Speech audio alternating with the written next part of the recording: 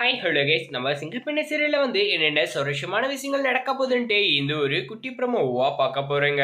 என்னென்ன சுவாரஸ்யமான விஷயங்கள் நடக்க போகுதுனாக்கா, முக்கியமா இந்த ஒரு சமயத்துல எப்படியாச்சும் பார்த்தனாக்கா நம்ம ஆனந்தியை நம்ம கரெக்ட் பண்ணிக்கணும் அப்படின்னு சொல்லிட்டு அந்த இடத்துலயுமே நம்ம மகேஷ் என்ன பண்ணியிருப்பாருனாக்கா, முக்கியமா அவரோட எண்ணம் முழுக்க நம்ம ஆனந்தி நமக்கு மட்டும்தான் இருக்கணும் அப்படின்னு சொல்லிட்டு அவர் நினைச்சிட்டு இருக்காரு. ஆனா அந்த இடத்துல என்ன ஆச்சுன்னு பார்த்தனாக்கா, நம்ம ஆனந்தி சரியான ரிவெஞ்ச் தான் அந்த இடத்துலயே குடுப்பாங்க அப்படின்னு கூட சொல்லலாம்.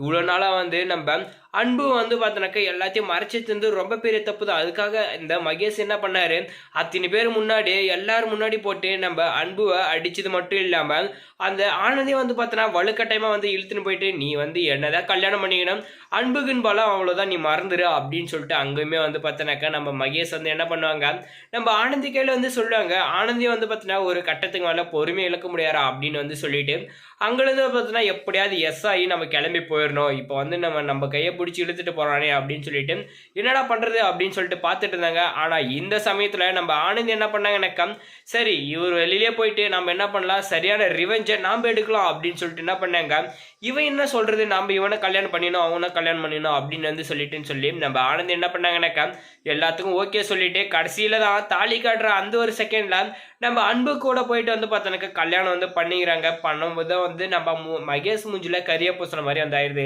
ஏன்னா நான் ஆல்ரெடியே சொல்லியிருப்பேன், எனக்கு பார்த்தோன்னா அன்பு தான் பிடிக்கும், அவனை தான் நான் கல்யாணம் பண்ணிப்பேனும் சொல்லியாச்சு.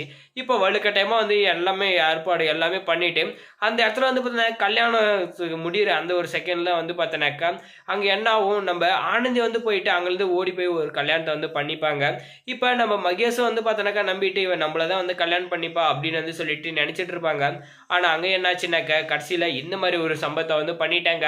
நம்ம அன்பும் ஆனந்தி பார்த்தோன்னாக்கா கல்யாணம் பண்ணிக்கிறது ரொம்ப சூப்பர் தான். அது மட்டும் இல்லாமல் நம்ம மகேஷ் பார்த்தோன்னாக்கா நல்லபடியாக கேட்டிருந்தா கூட பரவாயில்ல, அந்த இடத்துல நம்ம ஆனந்தி ஒரு அளவுக்கு ஒத்துன்னு இருப்பாங்க. இல்லை நான் உன்னை தான் லவ் பண்ணுக்கிறேன், அது மட்டும் இல்லை உன்னை தான் கல்யாணம் பண்ணிக்கணும்னு இருக்க அப்படின்னு சொல்லிட்டு இவர் என்ன பண்ணாரு, ஃபர்ஸ்ட் ஒரு டைம் சொல்லி பார்த்தாரு, அடுத்த டைம் என்ன பண்ணாரு, இவருமே சண்டையில் இறங்கிட்டாரு இல்லைங்களா. அதனால பார்த்தா நம்ம ஆனந்தி சரி இதுக்கு மேலே இவங்கையில பேசி எந்த ஒரு பிரயோஜனமும் கிடையாது, நாம பார்த்தோன்னாக்கா நம்ம அன்பை தான் கல்யாணம் பண்ணிக்கணும், அதனால இவங்க எதுவும் பேசவும் தேவை கிடையாது அப்படின்னு சொல்லி லாஸ்ட்டாக ஓடி கல்யாணத்தை பண்ணிட்டாங்க.